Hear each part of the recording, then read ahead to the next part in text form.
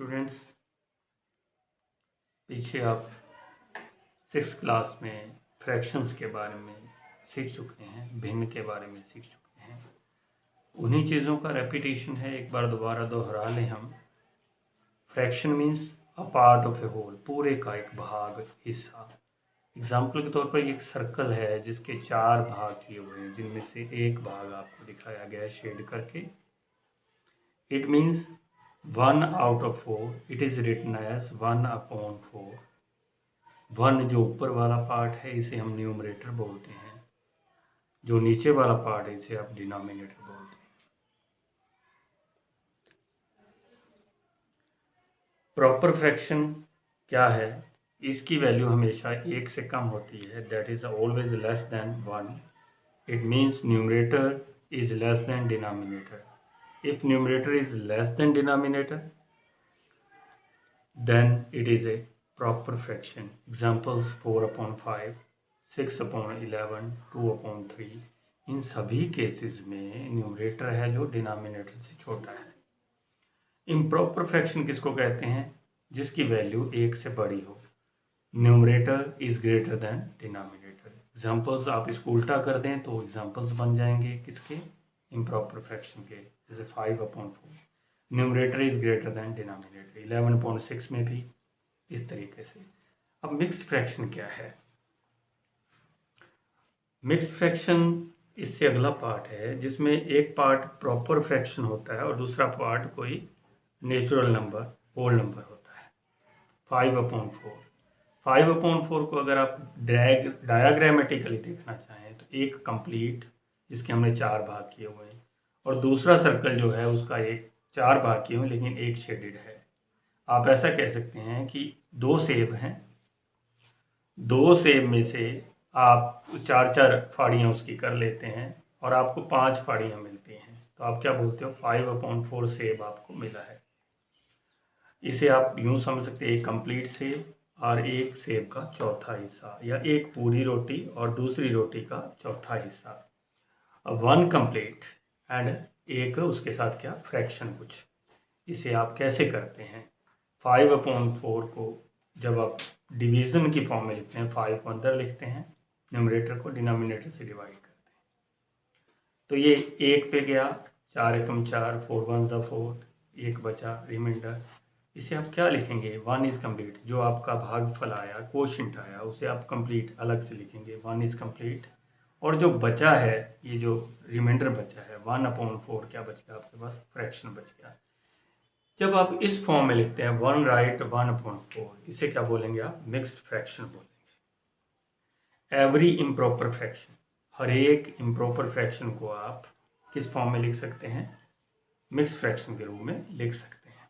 Every improper fraction can be written as mixed fraction, इस तरीके से डिवाइड करके।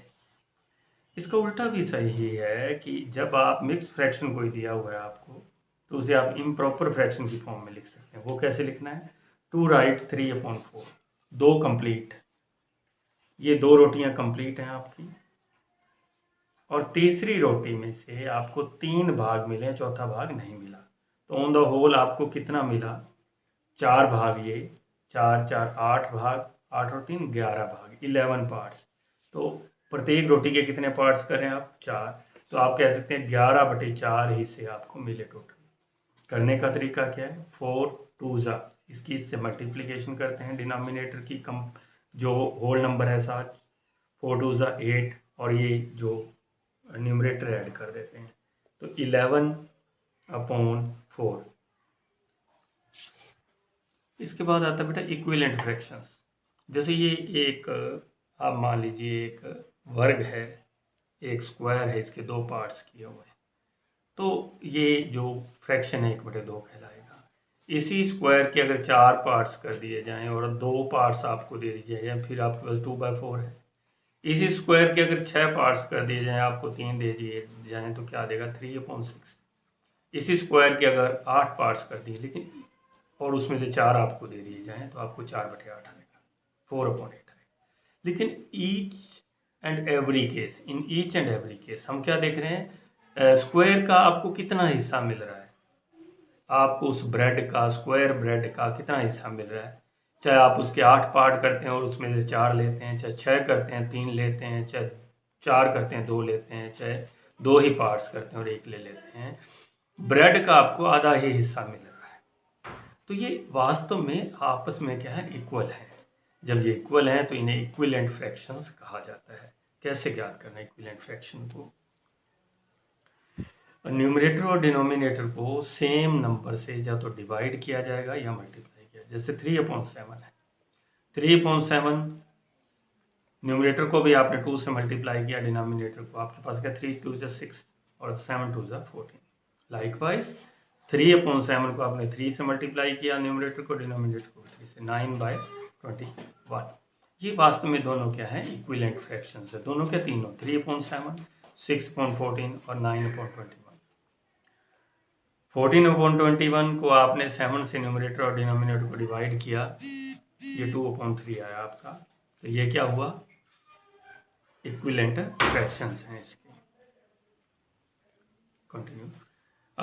कंपैरिजन ऑफ फ्रैक्शंस, दो फ्रैक्शंस को कंपेयर करना है, कौन सा बड़ा है कौन सा छोटा है। उसके लिए हमारे पास 3 केसेस अराइज होते हैं। व्हेन न्यूमरेटर आर सेम, अगर उनके न्यूमरेटर एक जैसे हों और डिनोमिनेटर क्या हो, अलग हो, डिफरेंट हो। जैसे 1/2, 1/3, न्यूमरेटर सेम है दोनों का 1 है ना। तो सोच के देखिए आप कि एक सेब है उसे 2 जनों में बांटना है और एक सेब है उसे 3 जनों में बांटना है, किसको ज़्यादा मिलेगा, किसको बड़ी फाड़ी मिलेगी? नेचुरली है, जब 2 जनों में बांटेंगे तो आधा सेब आ जाएगा, इसमें तीसरा हिस्सा आएगा, तो 1/2 इज ग्रेटर देन 1/3। इस केस में हमें याद रखना है कि अगर न्यूमरेटर सेम है और डिनोमिनेटर डिफरेंट है, तो जिसका छोटा डिनोमिनेटर है, स्मॉलर डिनोमिनेटर, वो फ्रैक्शन बड़ा होता है। इसी तरह when denominator is same, denominator same है जैसे 3, दोनों में सेम है, और न्यूमरेटर क्या है, अलग अलग है। ये क्या मतलब हुआ, इसका अर्थ निकला कि 2 सेब है 3 जनों में बांटना है, और ये एक सेब है 3 जनों में बांटना है, तो किसको ज़्यादा मिला? जब 2 सेब को बांट रहे हैं वो ज़्यादा है। तो इस केस में न्यूमरेटर ग्रेटर होगा, बड़ा होगा, तो फ्रैक्शन क्या होगा, ग्रेटर होगा। तीसरी स्थिति है कि न्यूमरेटर और डिनोमिनेटर अलग अलग हैं, जैसे ये 3/7 और 4/9। तब क्या करना है? तब हमें डिनोमिनेटर सेम बनाना है एलसीएम लेकर। इन दोनों का एलसीएम 7 और 9 का क्या आएगा, 63। कुछ नहीं ध्यान आ रहा तो इन दोनों की मल्टीप्लिकेशन भी कर सकते हैं।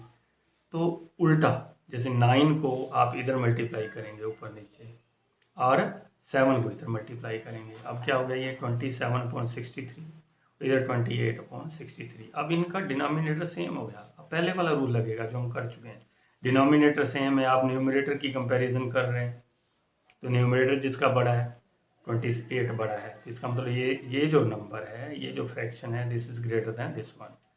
तो यानी 4/9 इज ग्रेटर देन 3/7। इसी तरीके से असेंडिंग और डिसेंडिंग ऑर्डर में लगाने के लिए भी आप एलसीएम लेते हैं। एलसीएम लिया, जैसे ये 3/7, 2/3 और 4/9, इनका एलसीएम 63 आया। और एलसीएम लेने के बाद 7 9 आ रहा है, डिवाइड करने पे 9 को 3 से मल्टीप्लाई किया 27, इससे डिवाइड किया तो 21, 21 को 2 से मल्टीप्लाई किया 42, 9 को इससे किया 7, 7 को 4 से किया 28। हम देख पा रहे हैं कि असेंडिंग ऑर्डर का मतलब बढ़ता क्रम, हमने छोटे से बड़े की तरफ चलना है। तो इनमें सबसे छोटा कौन सा है, 27 है, 3/7 सबसे छोटा, फिर इससे बड़ा 4/9 यानी 28 वाला, फिर 42 वाला। डिसेंडिंग का मतलब उल्टा, पहले बड़ा फिर उससे छोटा फिर सबसे छोटा। आज मैं इसी पर बेस्ड आपको एक असाइनमेंट दूंगा, वो आप कीजिएगा। धन्यवाद।